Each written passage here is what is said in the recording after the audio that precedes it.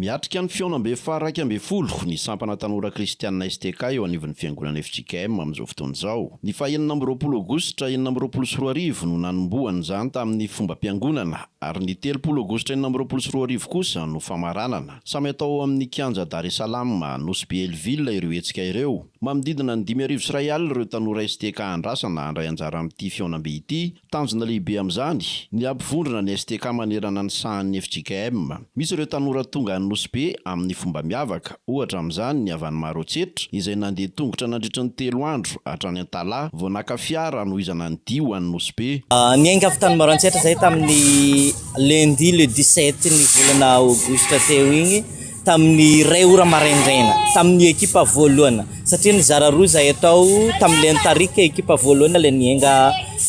lundi maraindraina 1h du matin igny zay ny ala tagny satria zay nanapaka hoe andeha lundi no ny antono anesy zaza zahay misy zaza mbola tegna kely fa afa anatin'ny STK de tsy maintsy nandeha miainga lundi zay mba hanesy sena igny de miaraka aminay koa misy olona fa hantitra fa anatin'ny sampana tanora kristiana igny de tsy avita andeha mafa tsy maintsy nandeha moramora ihany zahay miala avy tany Marotsetra zahay matory tany amin'ny toerana atao hoe Ampokafo zay. Tonga tampokafo zay amin'ny 5 sasany ariva igny de nitady toerana natoriana de nivahiny tao amin'ny sefokotany tao Ampokafo de niala avy tao koa zahay nandeha koa 1h du matin koa zahay vita maraimba vaonay tonga de mandeha koa zahay manohy ny dianay de tonga amizay zahay tonga tany Marifinaritra ny misy ny malaky mandeha de mba nandeha lolo zareo noho ny arirana amin'ny ataky de navelako nandeha zareo hoe andana aloha mandeha aloha fa rehefa tonga loloha mijana miandry ny namana fa za tsy maintsy mandesy ny namana zay tena tsy afa tamin'ny lalan'igny za fa tena reraka ao ny lohalitra ty efa tena reraka mivonto fa tsy maintsy mandeha zay le asa fanompoana courage foana mandeha amin'ny lalana igny reraka koa ny ankizy le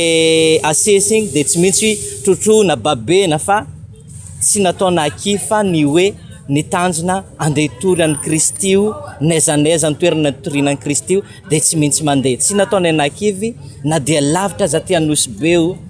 lasa ihany zahay anatin'ny 3 jours mandeha. Ny lohahevitra amin'ity taona ity dia ny hoe vavolombelon'i Kristy miasa amin'ny faharetana mamokatra tsara. Anisan'ny fandaharam-potoana amin'ny Fiaonam-Be ny faninanana ara-kolontsaina toy ny hira klasika, hira moderna ary hira amin'ny gadona malagasy mampiavaka ny faritra tsirairay. Eo ihany koa ny faninanana ara-panatanjahantena, ahitana ny baolina kitra, ny basketball, volleyball ary ny pétanque. Ny mpitandrina Randimson Jona no nisolo-tenan'ny Fiaonam-Be FJKM nandritra ny fanokafana ny Fiaonam-Be. Lehibe aloha fa tonga ny fotoana na Tanterahina ny Fiaonam-Be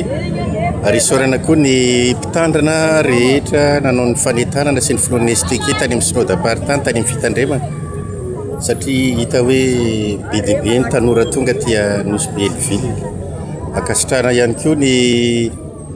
teo anivon'ny synode apartany izay mikarakara ny fandraisana ary indrindra ny eo anivon'ny Fiaonam-Be FJKM ny boroan'ny STK FB sy ny tonia zay tompona andraikitra voalohany mandrindra ny asa rehetra ty dia mba ho tahaka izao foana zany ny fiainan'ny fiangonantsika indrindra ny eo anivon'ny sampana tanora kristiana dia misy matoky fa anakambara amin'ireto tanora reto Andriamanitra mandritra ity Fiaonam-Be ity